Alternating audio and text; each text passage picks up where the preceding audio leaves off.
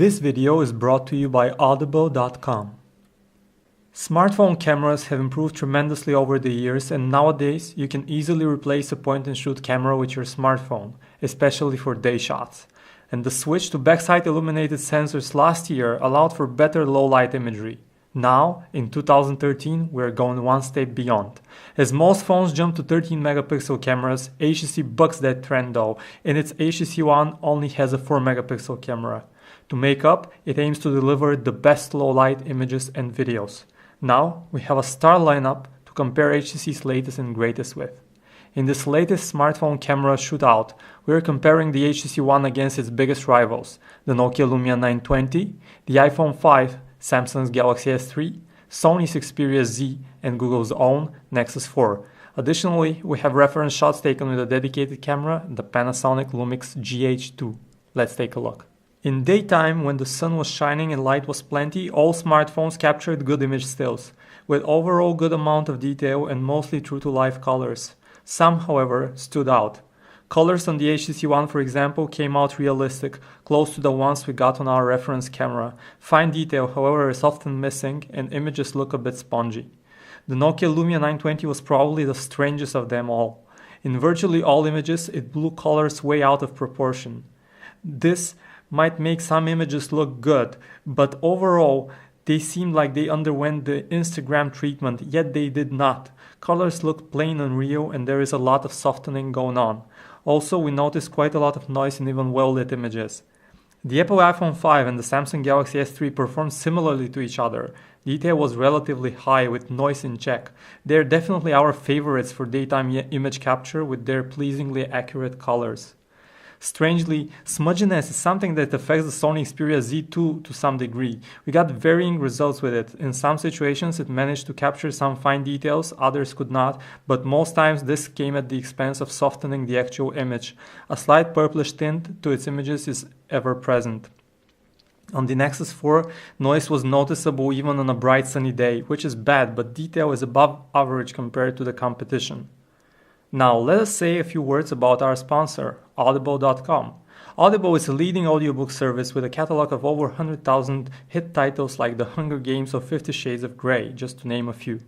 What's more, if you go to audiblepodcast.com/phonearena, you'll be able to download one free audiobook and listen to it at any time on any device. So if you want to get started with this beautiful service, just head over to audiblepodcast.com/phonearena.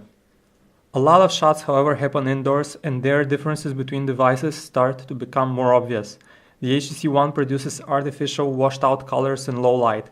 Fine detail is not excellent, but noise levels are very good and images look sharp. The Nokia Lumia 920 performs very differently under low-lit conditions than compared to what it does in daylight, and in this case it surprisingly picked a more realistic tonality. Fine detail and noise levels were also well balanced. The Apple iPhone 5 produces accurate, pleasant tones in low light. Noise becomes an issue, but the same is true to an even larger extent for the other devices. The Samsung Galaxy S3 colors are typically indoor and inaccurately warm. Detail is average, and if the LED flash works, it may result in a bluish shot. The Sony Xperia Z studio images came out with relatively accurate colors, and although detail is not the best, the handset overall did a decent job. Sunny weather or even overcast skies, you can always replace a camcorder with your smartphone, as most of them capture very good video in those conditions. With no skipped frames and a solid 1080p video output, we're pretty happy with all the devices. There were some differences though. If you're the kind of person that enjoys parties, clubs, or goes to concerts a lot, what really matters is indoor performance. Good news is that the HTC One delivers on its promises here. It captures way more light than others and is actually the only device that records usable footage from a dance party we visited. While you'd struggle to see people's faces in the dark on the other phones, you'd easily see them on footage from the HTC One. The HTC's device also brings a small revolution in sound recording on a smartphone. Not only does it capture depth in sound, it also does capture fully the higher tones for rich overall sound profile. The Nokia Lumia 920 also records distortion-free and bass-full sound, but doesn't have the full sound profile. It is a bit muffled and quieter for some reason. The rest of the devices just lack that depth and clarity, and sound well Just like a phone, if we had to give out a bronze medal, the Apple iPhone 5 would get it, but it's a very distant third, and the rest are even further down the list.